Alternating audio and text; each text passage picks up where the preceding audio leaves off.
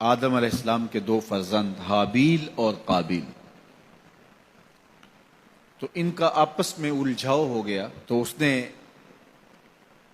اپنے بھائی کو قتل کر دیا۔ معاملہ یہ تھا کہ جو سلسلہ تھا بقائے نسل انسانی، افزائش نسل انسانی اور فروغ نسل انسانی کے لیے، وہ یہ تھا کہ چونکہ ایک ہی باپ کی اولادیں تھیں، تو جب ولادت ہوتی تو ایک بیٹا اور ایک بیٹی پیدا ہوتی، تو یہ بیٹا اور بیٹی جو ایک دفعہ پیدا ہوئے ہیں، ان کا آپس میں نکاح نہیں ہو سکتا تھا۔ تو اس کے بعد جو دوسرے بیٹے اور بیٹی پیدا ہوتے تو ان کا مخالف سمت نکاح ہوتا۔ تو قابیل کے ساتھ پیدا ہونے والی جو لڑکی تھی، قابیل اس کے ساتھ نکاح کرنا چاہتا تھا، تو حضرت آدم علیہ السلام نے فرمایا ایسا نہیں ہوگا، لیکن چلو تم قربانی پیش کرو، جس کی قربانی قبول ہو گئی اس کا اس سے نکاح کر دیں گے۔ اس وقت جو شخص قربانی پیش کرتا تھا تو وہ جانور ذبح کرے یا گندم یا جو بھی، تو وہ باہر جنگل میں پہاڑوں پہ مختلف جگہوں پہ رکھ دیتے، پھر آسمان سے بجلی اترتی اور جس کی قربانی قبول ہوتی وہ بجلی اس کو اچک لیتی، اس کو جلا دیتی، اس کو کھا لیتی، اور جس کی قربانی قبول نہ ہوتی وہ یوں ہی پڑی رہتی۔ تو یہ طریقہ تھا قربانی کے قبول ہونے کا۔ اس امت کے لیے اللہ تعالیٰ نے اس عمل کو اور اس امر کو پوشیدہ رکھا کہ قربانی قبول ہوئی ہے یا نہیں ہوئی۔ جس کی قبول ہوئی ہے تو وہ بھی ڈرتا ہے پتہ نہیں قبول ہوئی ہے یا کہ نہیں، اور جس کی نہیں قبول ہوئی وہ بھی لوگوں کے سامنے رسوا نہیں ہوتا، وہ اس کے نامہ اعمال میں درج کر دیا جاتا ہے لیکن وہ رسوا نہیں ہوتا۔ اور دوسری بات کہ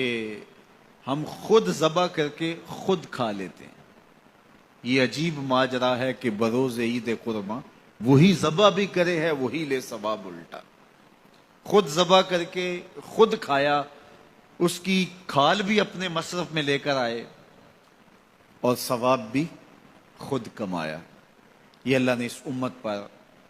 احسان کیا ہے۔ تو حابیل کی قربانی قبول کر لی گئی، قابیل کی قربانی قبول نہیں ہوئی، تو اس کو اپنے بھائی پہ غصہ آیا اور اس کو قتل کر ڈالا۔ اب جب قتل کر لیا، اور یہ تھا بھی پہلا قتل،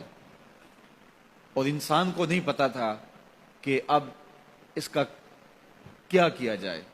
تو وہ اپنے بھائی کی لاش اپنے کندھوں پہ اٹھا کے گھومتا رہا، اب اس کا کروں کیا؟ پھر اللہ نے دو کوے بھیجے، قرآن مجید میں وہ واقعہ موجود ہے۔ تو دونوں کوے لڑے، ایک نے دوسرے کو مار دیا، پھر زمین کو اپنے پاؤں سے کریدا اور کوے کو اس کے اندر رکھ کے اوپر مٹی ڈالی۔ تو قابیل نے ایسے سر پہ ہاتھ مارا، کہا کہ یہ کوا جو ہے یہ تو میرے سمجھدار نکلا اور میں نہ جان سکا اور یہ جانتا ہے، تو پھر اپنے بھائی کی لاش کو دفن کیا۔ اب سب سے پہلا قتل اور سب سے پہلی موت جو روئے زمین پہ ہوئی وہ حابیل کی تھی۔ اب قیامت تک جتنے لوگ بھی قتل ہوں گے، جس طرح قاتل کو اس کی سزا اور اس کا گناہ پہنچے گا، یہ سارا گناہ قابیل کے نامہ اعمال میں بھی درج ہوتا رہے گا، اس لیے کہ اس جرم کا آغاز اس نے کیا۔ آپ سے اگر ہو سکے تو کسی اچھے کام کا آغاز کرنا، کبھی بھی کسی برے فعل کا ذریعہ نہ بننا۔ بعض اوقات ہوتا ہے ایک شخص کوئی ایسا کام کرتا، اس کی دیکھا دیکھی سارے لوگ کرنے لگ جاتے ہیں، اگر وہ اچھا ہوتا ہے تو اچھائی پھیلنے لگتی ہے، اور اگر وہ کام برا ہوتا ہے تو برائی پھیلنے لگتی ہے۔ تو انسانی فطرت ہے کہ وہ دیکھے دیکھے کام کرنے لگ جاتے ہیں۔ تو میں آپ کو یہ کہوں گا، کوئی بھی عمل ہو تو آپ کبھی بھی کوئی کام کرنے سے قبل یہ ضرور سوچیں کہ میرے کسی عمل کے تتبع سے کہیں جو ہے وہ میرے ذمے میرے کھاتے کو ایسی چیز نہ آ جائے۔ اور اگر کوئی اچھائی ہے تو وہ حضور نے ایک دفعہ فنڈ مانگا تو ایک شخص نے کھڑے ہو کر کے کچھ پیش کیا، تو اس کے دیکھا دیکھی باقی لوگ بھی شامل ہو گئے، تو حضور نے اس وقت فرمایا تھا تاریخ ساز جملہ، من سنّا فی الاسلام سنتن حسنتن فلہ اجرھا،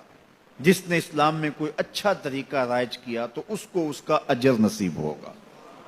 اور پھر اس کے دیکھا دیکھی جس نے بھی عمل کیا ان کا اجر بھی اس کے کھاتے میں لکھا جائے گا،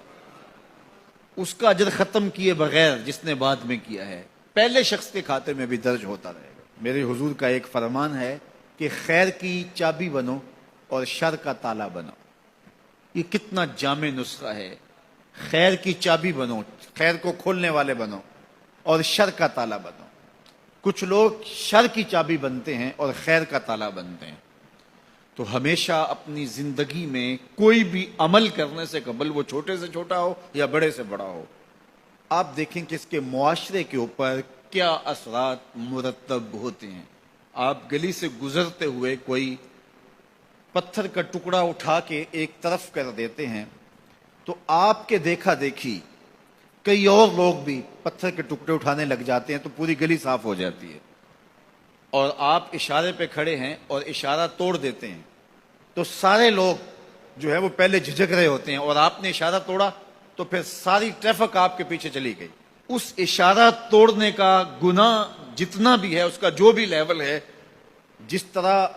آپ کو ملا اور بعد میں جو آنے والے، وہ سب کا گناہ آپ کے کھاتے میں بھی گیا، اس لیے کہ ریت آپ نے ڈالی ہے، باقیوں کو حوصلہ آپ نے دیا ہے۔ اس طرح بہت ساری چھوٹی چھوٹی باتیں ہیں جو اپنی زندگی کے اندر آپ خود غور کر سکتے ہیں، تو کسی کو گالی بھی نہ دیں، اور جو ہے وہ کسی گناہ کا سبب اور ذریعہ کبھی نہ بنے۔